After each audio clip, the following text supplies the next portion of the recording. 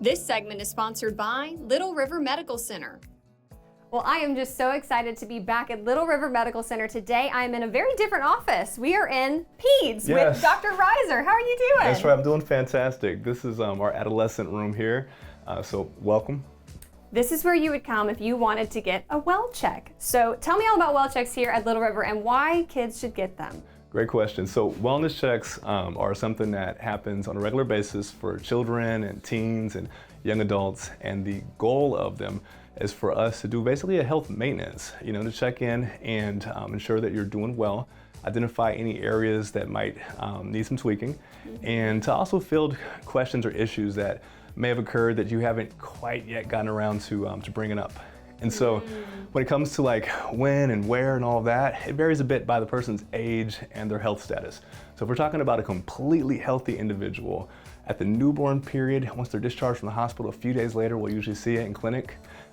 Following that, they're fairly frequently, every month, every 2 months, every 3 months, and then by the time you turn 3, we're doing it once a year, and it continues that way furthermore.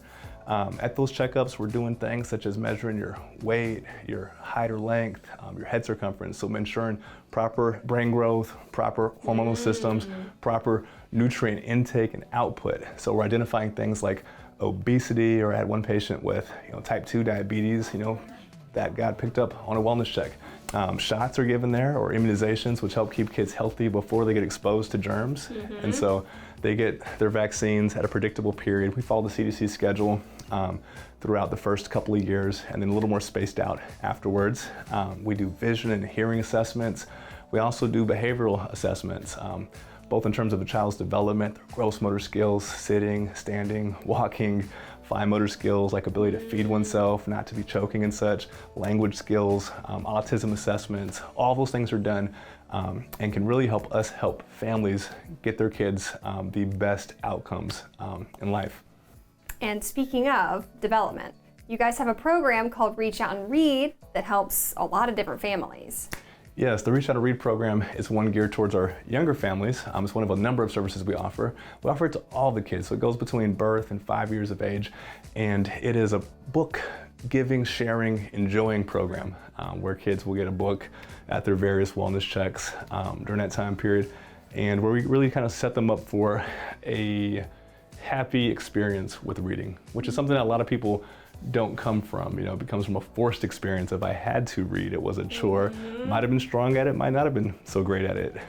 So we try to make it fun for them. And we also use it for a bit in terms of like developmental surveillance and to highlight both strengths or identify some challenges their kids may be having. All right, so if somebody is interested in joining the program, getting a book, how do they do that? Thankfully, they just have to make an appointment. And so if you come in for your regular checkup, that's something that we will do. And we will introduce that to them at the appropriate age, and we do it throughout that time period. It sort of ends at 5, with the idea being that at that point you're in the school system, and so there's regular trips to the library and other things. But oftentimes we'll still give kids books at their other checkups or their siblings books. It might not be part of the ROR program, but it's along the same vein. So we keep other books, and kids will ask us. I had a kid over the weekend, they were like, hey, can I get a book? Can I get a book for sick visit? I was like, yeah, absolutely. Let's go to the library and pick out something that you like. Because again, the goal and the idea is for it to be something that's fun and they can grow with.